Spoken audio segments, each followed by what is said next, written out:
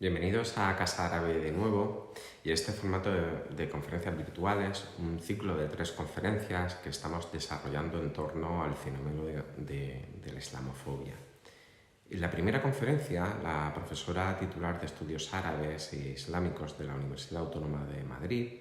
Luz Gómez García, nos introdujo en cómo se alimentaba la islamofobia desde posiciones ilustradas. Para esta ocasión, contamos con la arabista y profesora Laura Mijares, que nos hablará de la temática de la islamofobia de género. En la conferencia, Laura Mijares analizará las principales definiciones y las características específicas de la islamofobia de género, así como explicarnos la pertinencia de la utilización de este concepto y su relación con las instituciones. El objetivo fundamental de su intervención es ubicarla en el contexto europeo contemporáneo y desentrañar las características estructurales de su naturaleza. Laura es arabista de formación por la Universidad Complutense de Madrid y doctora en Estudios Internacionales Mediterráneos por la Universidad Autónoma de Madrid. Profesora titular de la Universidad Complutense, centra su trabajo principalmente en la sociología de las personas musulmanas, dedicando especial atención a los temas de juventud, de género e islamofobia, también discriminación de estas poblaciones tanto en Europa como en España. Entre otras publicaciones podemos destacar uno de sus libros, Luchando contra la subalteridad, las reivindicaciones de la población musulmana en Madrid, publicado en 2018. Les dejo con ella agradeciéndole que aceptara nuestra invitación y recomendándoles que nos sigan en redes sociales y en la página web de Casa Árabe. Como decía en la intervención anterior, esta nueva normalidad ya tenemos actividades programadas tanto presenciales como virtuales y esperemos que puedan disfrutar de ellas.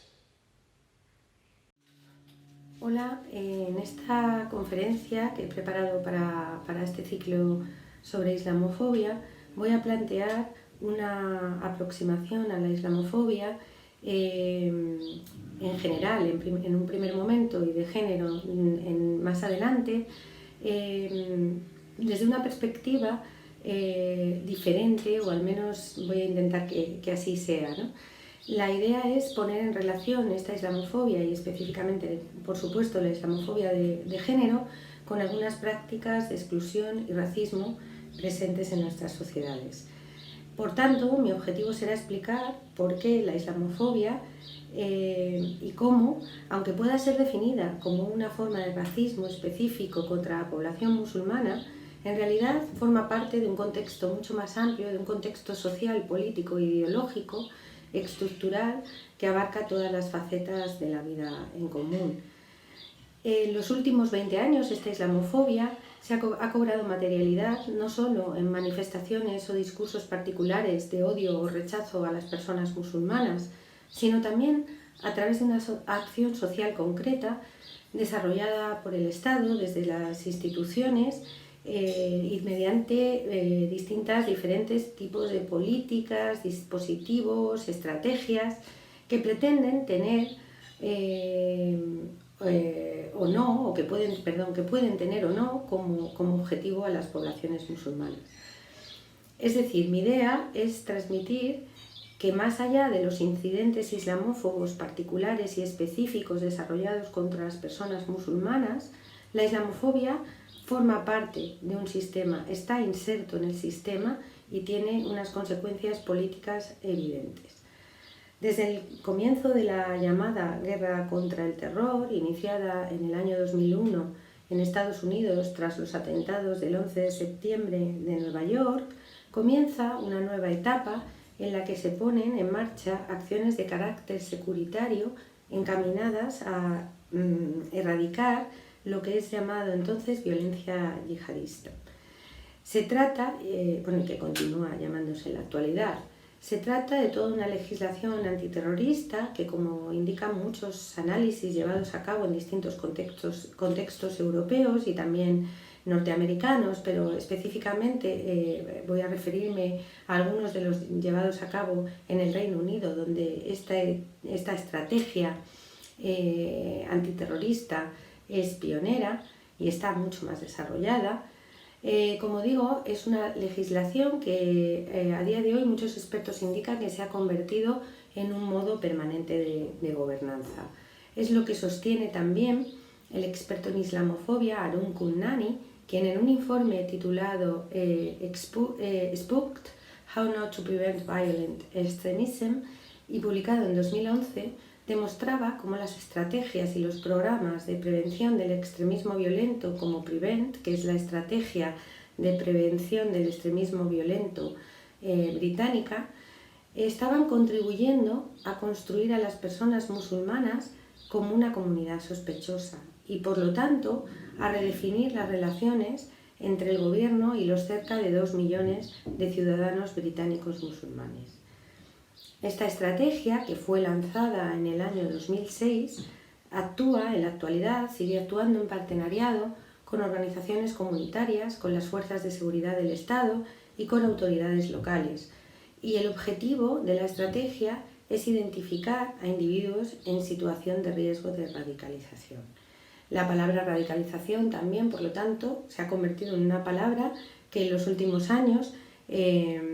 está prácticamente presente en todas las estrategias sin que necesitemos ni siquiera una definición de lo que ello significa. Esta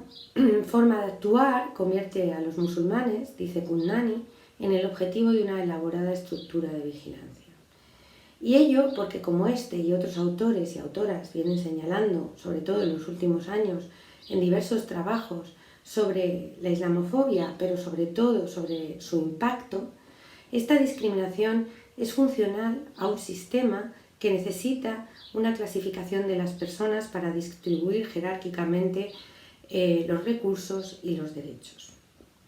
Cuando las medidas antiterroristas, que están basadas en excepciones al sistema jurídico ordinario, se convierten en un modo permanente de gobernanza, hay muchas posibilidades de que las minorías o los grupos minorizados se enfrenten a situaciones de hostilidad y maltrato. La islamofobia es el resultado de esta forma de gobernanza y por ello tiene una función legitimadora de un orden social desigual e injusto, con un impacto específico en las vidas de las personas musulmanas o a las que se les atribuye esta adscripción. Desde esta perspectiva, la estigmatización y la exclusión de las musulmanas y de los musulmanes no se resume en el rechazo a la religión. Además, estigmatización y exclusión están muy ligados al origen social y también, por supuesto, a la extranjeridad, a la casi condición de extranjeridad permanente que se atribuye a las personas musulmanas en los contextos europeos. La islamofobia, por lo tanto, está imbricada absolutamente en este sistema. En este sentido, en los últimos años venimos viendo cómo aparecen o se renuevan, por ejemplo, partidos políticos de extrema derecha cuya ideología pivota, entre otras cuestiones, no solo, pero en parte, en torno al rechazo manifiesto a las personas musulmanas. La ideología de estos partidos, nuevos y no tan nuevos, dependiendo del contexto, es una ideología islamófoba y su desarrollo ha corrido paralelo al de los dispositivos punitivos estatales que, sobre todo desde el año 2011, criminalizan a las personas musulmanas y permiten que determinadas prácticas sociales sean percibidas como no normativas e incluso como sospechosas. A mi modo de ver, resulta difícil soslayar la relación entre ambas cuestiones. La relación, por un lado, entre la proliferación de todo este tipo de políticas y de normativas antiterroristas y el auge, en los últimos años también, de los partidos de extrema derecha. Digo que resulta difícil soslayar la relación entre ambas cuestiones. Y, sin embargo, normalmente cuando se habla de islamofobia y de ideología islamófoba, sí que se pone muy de manifiesto y está muy presente la idea de que la islamofobia es propia de los discursos de la extrema derecha, pero en menos ocasiones se pone de manifiesto o se señala que también es la ideología que subyace a determinadas políticas, a determinados dispositivos y a determinadas estrategias llevadas a cabo desde el Estado. Por concluir con lo que considero que podría ser una primera parte de mi intervención, que ha girado más en torno a la islamofobia en general, me gustaría reiterar una idea fundamental, y es la de que la islamofobia no es solo una manifestación individual de odio o rechazo hacia el Islam o hacia las personas musulmanas. Lo que quiero decir es que es ante todo un entramado político que normaliza la instauración de mecanismos de control y que tiene en las instituciones un anclaje indiscutible. ¿Por qué podemos hablar de islamofobia de género? Pasaría ahora a una segunda parte de mi intervención más centrada específicamente en el tema de mi conferencia, que es sobre islamofobia de género. Bueno, en 2008, la profesora de la Universidad Autónoma de Madrid, Ángeles Ramírez, y yo misma escribíamos un artículo titulado Mujeres, pañuelo e islamofobia, en el que analizábamos las conexiones entre la cuestión de las mujeres y la islamofobia. Concretamente, nos centrábamos en las polémicas sobre el hijab, o pañuelo islámico, velo, como queramos denominarlo, pues considerábamos que era el símbolo manifiesto de lo que entonces nosotras, siguiendo a la autora canadiense Yasmin Zine, investigadora y profesora de la Universidad en Canadá, tradujimos como islamofobia generalizada. Esta autora definía la islamofobia de género, o generalizada, como el resultado de una doble opresión a la que diariamente tenían que enfrentarse las mujeres musulmanas. Por un lado, se tenían que enfrentar estas mujeres a la proliferación de estereotipos orientalistas que estaban contribuyendo a representarlas, a estas mujeres, como retrasadas, oprimidas, políticamente menores de edad, y además en mujeres en una búsqueda constante de liberación y necesitadas de ser rescatadas por intervenciones imperialistas. Es decir, desde esta perspectiva, las mujeres musulmanas eran vistas como en necesidad de ser rescatadas, de ser salvadas, a partir, por lo tanto, de una retórica salvacionista, tal y como fue denominada desde el año 2002 por la antropóloga Lila Bullough. Esta supuesta necesidad de rescate sirvió para legitimar intervenciones coloniales en el pasado, hasta el punto de que podemos hablar, siguiendo a la autora, a otra antropóloga también, Leila Ahmed, de feminismo colonial, pero también ha servido en los últimos años para legitimar intervenciones imperialistas, mucho más recientes, incluso para legitimar también la aprobación y desarrollo y puesta en práctica de normativas que en nombre de los derechos de las mujeres y de la libertad de las mujeres estaban cercenando precisamente la libertad de las mujeres musulmanas. Me refiero sobre todo a las normativas vestimentarias presentes en muchos países europeos, pero esto los voy a explicar con mucho más detalle un poco más adelante. Volviendo a la autora de la que hablaba, la autora canadiense Yasmin Zine,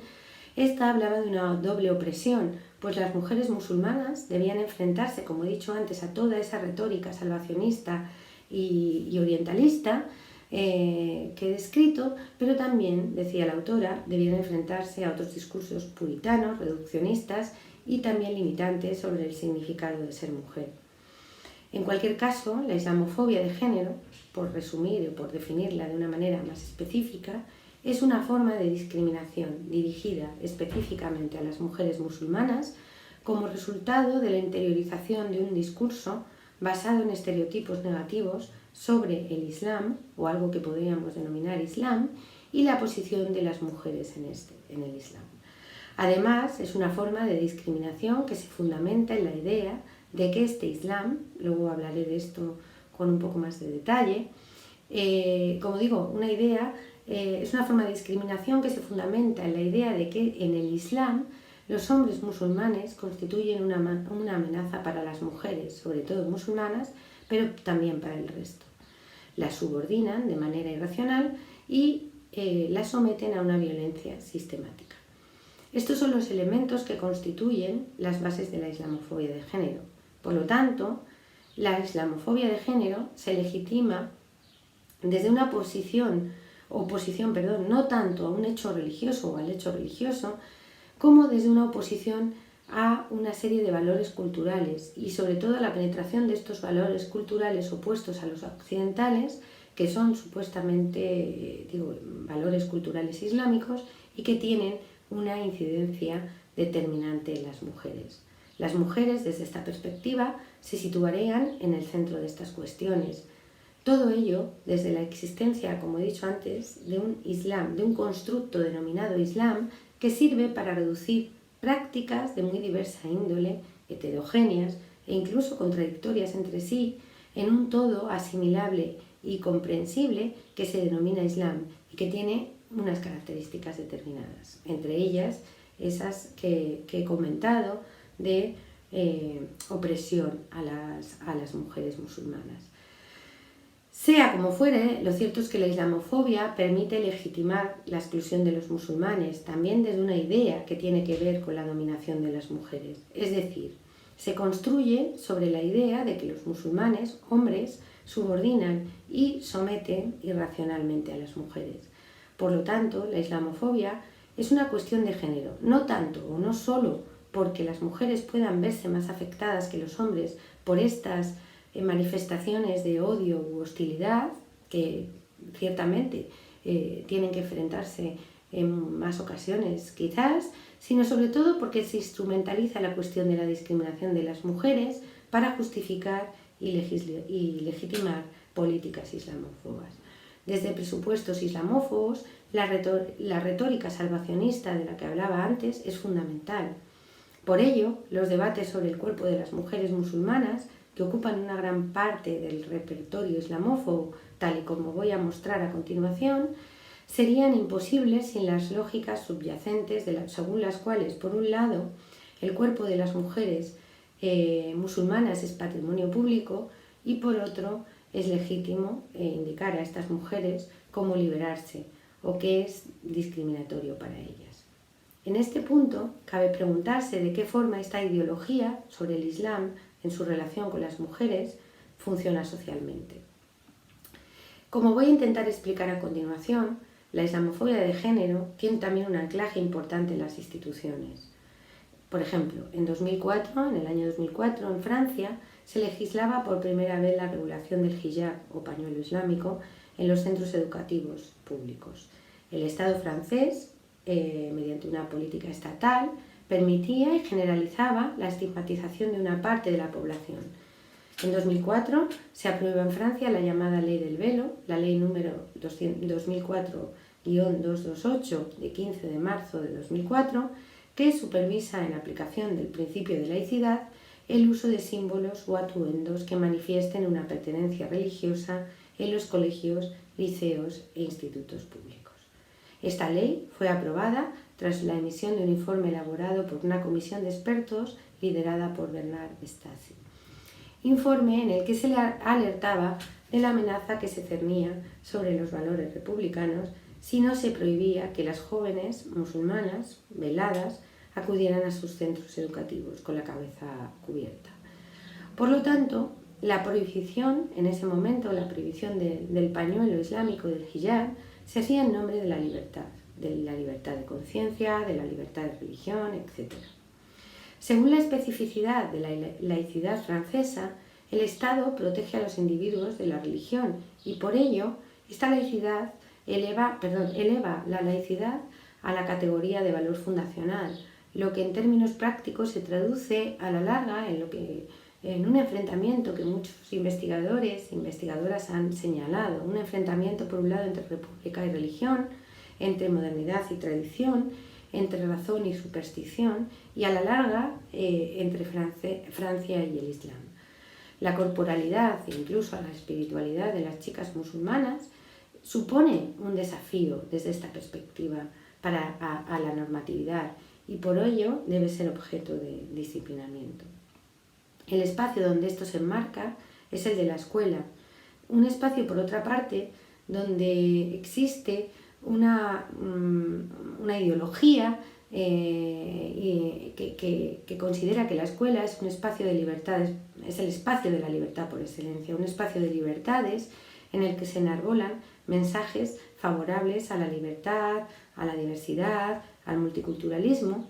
y contradictoriamente es un espacio al tiempo en el que curiosamente muchas de sus prácticas se han explicado como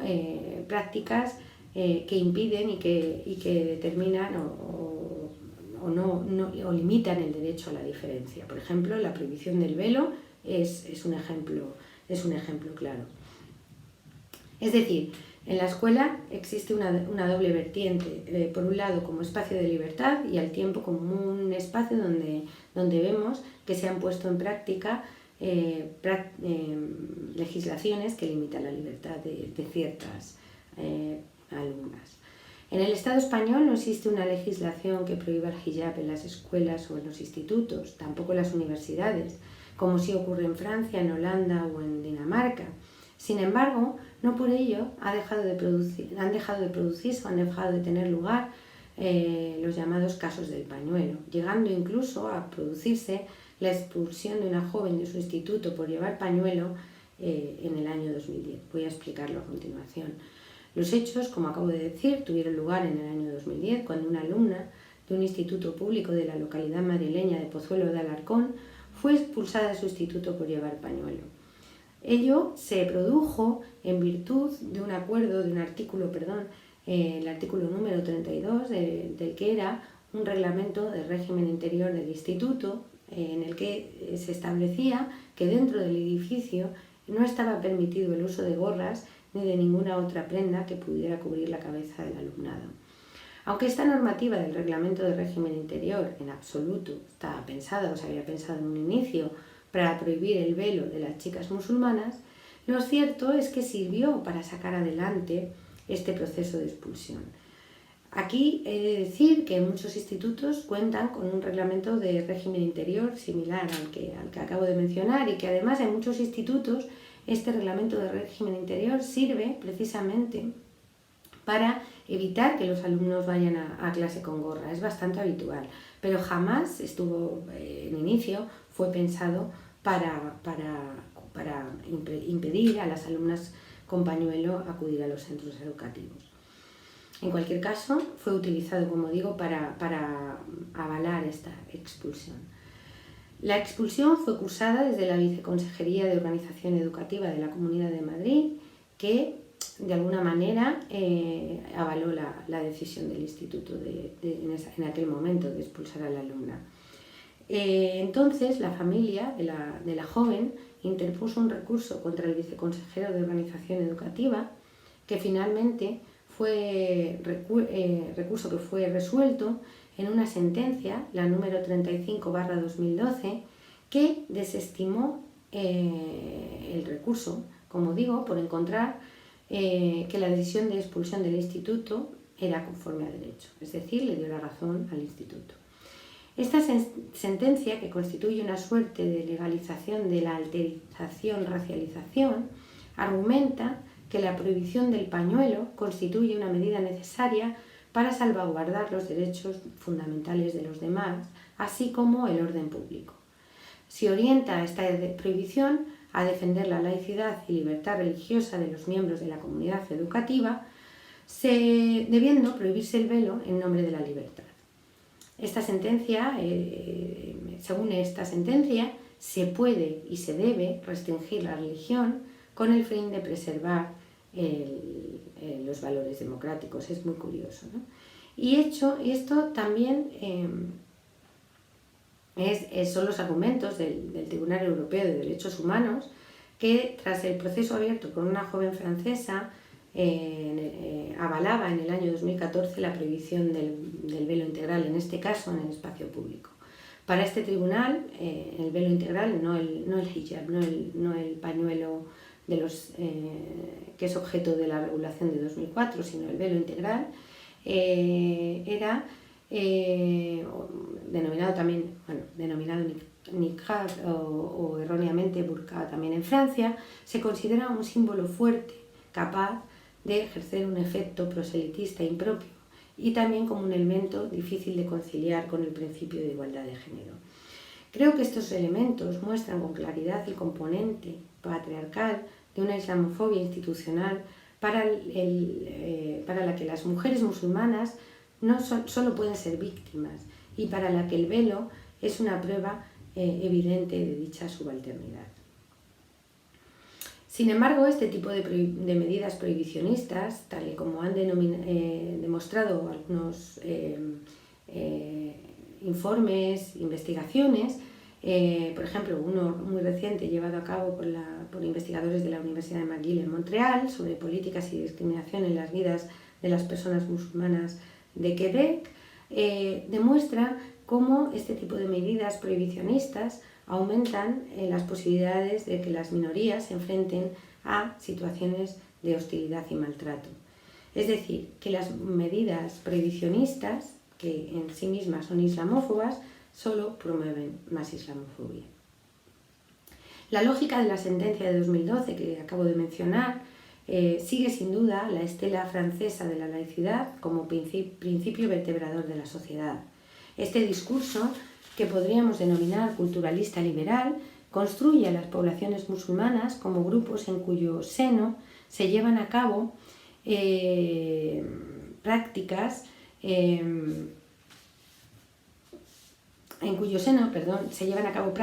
poco respetuosas con los derechos humanos, y ello se hace mediante un proceso de esencialización del Islam y la cultura musulmana que evita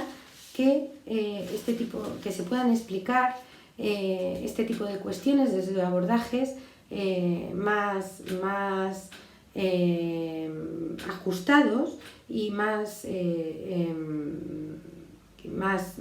sofisticados, podríamos decir, ¿no? Abordajes desde perspectivas sociales, políticas, económicas, históricas, por ejemplo. Es un discurso, además, de culturalista liberal muy cercano al del cierto discurso feminista liberal o neoliberal, del que voy a hablar un poco más adelante, luego. No obstante, con el tiempo, este discurso culturalista liberal se ha acompañado poco a poco de otro que podríamos denominar securitario y que en Francia y en otros países europeos permite que el velo, con el tiempo, haya ido adquiriendo también un valor cada vez más instrumental. Esto lo explicaba muy bien en el año 2005 Pierre Tebanian en un libro que tituló El velo mediático, y en el que explicaba cómo el hijab, poco a poco y mediante una suerte de desplazamiento discursivo, se fue asociando poco a poco, como digo, a nociones como las de radicalismo musulmán, poligamia, ablación, es decir, a elementos que se supone que forman parte de este Islam esencialista y cosificado que sirve para legitimar todo este tipo de prácticas. Es muy interesante este análisis, pues años después, en Francia, ya lo he mencionado antes, se daba un paso más allá con respecto a la ley de 2004 y se legislaba de nuevo sobre el cuerpo de las mujeres con una ley de 2010, la ley número 2010-1192, de 11 de octubre de 2010, que prohibía el velo integral en todos los espacios públicos del país. A mi entender, es un claro indicador esta aparición de esta ley del desplazamiento discursivo señalado por Tebanian y que identifica cubrirse el cuerpo de las mujeres o por el que optan algunas mujeres musulmanas con, por ejemplo, una visión radical y radicalizada y por tanto peligrosa de la religión y lo religioso. Este desplazamiento discursivo indica que las narrativas sobre las mujeres musulmanas y su supuesta situación de indefensión son también centrales en los discursos sobre la guerra contra el terror que inicia en el año 2001 Estados Unidos. Lo vimos desde el primer momento cuando Laura Bush, mujer del entonces presidente George Bush padre, justificaba la ocupación de Afganistán diciendo que era necesaria para salvar a las mujeres afganas del régimen talibán. Esta suerte de paper washing o femonacionalismo, tal y como también es denominado por la autora Sarah Farris en su libro In the Name of Women's Rights, publicado en 2017, demuestra que en el marco de la guerra contra el terror, las mujeres ya no son solo caracterizadas como seres oprimidos y únicamente como víctimas del Islam, sino también como agentes de esa radicalización que se da por sentada, que no se discute y que también está en marcha, ¿no? Ya no, como digo, son mujeres musulmanas a las que hay que salvar, pero también son mujeres que llevan en sí mismas la radicalización. Por otra parte, la cooptación también de los temas sobre los derechos de las mujeres musulmanas por parte de grupos y partidos xenófobos y anti-islam demuestran cómo esta producción de la islamofobia contemporánea tiene una estrecha relación con esta estrategia antiterrorista de la que estoy hablando todo el tiempo. Una estrategia antiterrorista en la que las mujeres musulmanas son retratadas también, y no solo, como víctimas. He mencionado ya como en los últimos años, en virtud de este desplazamiento discursivo al que se refería Tebanian, el pañuelo de algunas mujeres musulmanas constituye también la prueba evidente de ese proceso de radicalización. En este sentido, ellas también, como he dicho antes, pasarán a ser agentes de radicalización cuando antes normalmente eran consideradas víctimas. Por otra parte, es importante pensar el porqué de estas narrativas victimizadoras o culpabilizadoras de las mujeres que llevan pañuelo. Por un lado, este tipo de narrativas sirven para que no pensemos en el impacto que el Estado tiene en las mujeres o al menos en cómo determinadas leyes estatales están teniendo un impacto importante en las mujeres. Parece claro que una normativa prohibicionista en el caso de los contextos europeos implica un cuestionamiento no solo de su derecho a llevar pañuelo, sino también de su condición de ciudadanas. Se está cuestionando su legitimidad como ciudadanas. Por otra parte, la retórica salvacionista, utilizada para justificar intervenciones imperialistas en los contextos árabo-islámicos, minimiza también el tremendo impacto que años de conflicto bélico pueden tener en las poblaciones en general, pero sobre todo en las mujeres. El caso de Afganistán es un caso paradigmático en este sentido. Desde el fracaso de la revolución de 1978, el país se adentra en un conflicto armado internacional que se prolonga durante 12 años y que después será sustituido por una sangrienta guerra civil que tiene lugar entre los años 1992 y 1996. Años de guerra devastadores para las mujeres que no dejan de empeorar, como bien sabemos, durante los años del gobierno islamista talibán, pero cuya situación en absoluto mejora con la invasión norteamericana de 2001. Por lo tanto, la islamofobia de género necesita este tipo de explicaciones culturalistas y es muy habitual que rehúya las explicaciones políticas, los análisis sociales e históricos que realmente contribuirían a proporcionar una idea más ajustada de la realidad de los regímenes que determinan las vidas de las mujeres, también de las mujeres musulmanas. En definitiva, y por concluir, me gustaría decir o reiterar más bien, que la islamofobia de género lo es, sobre todo porque instrumentaliza la cuestión de las mujeres musulmanas y de su supuesta situación de subordinación para mantener y fomentar la situación de subalternidad de las poblaciones musulmanas en general, pero en particular de las mujeres. Ello haciéndolo en nombre de los derechos y de la libertad y a través de mecanismos, políticas, dispositivos, estrategias de muy diversa índole, pero sobre todo prohibicionistas, como he intentado mostrar, que ejemplifica el caso de las leyes sobre el pañuelo en Francia y en otros países europeos. Se instrumentaliza también un constructo, esto también lo he dicho, denominado Islam, que homogeneiza y culturaliza la vida de millones de personas en diferentes lugares del planeta. Y aquí me gustaría terminar. Espero que esta intervención haya servido o sirva para que podamos seguir aprendiendo, podamos seguir reflexionando y repensando las bases de una islamofobia que tiene componentes diversos, pero que sobre todo va más allá de un componente individual, va más allá de las expresiones puntuales de odio u hostilidad hacia las personas musulmanas, va más allá de los discursos racistas o xenófobos, antirreligiosos que se puedan emitir desde determinadas instancias, distintas instancias, ya sean políticas, ya sean de otro tipo, ¿no? Lo que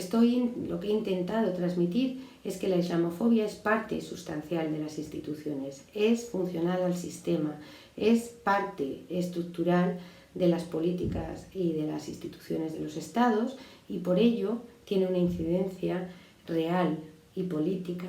en millones de personas. Muchísimas gracias.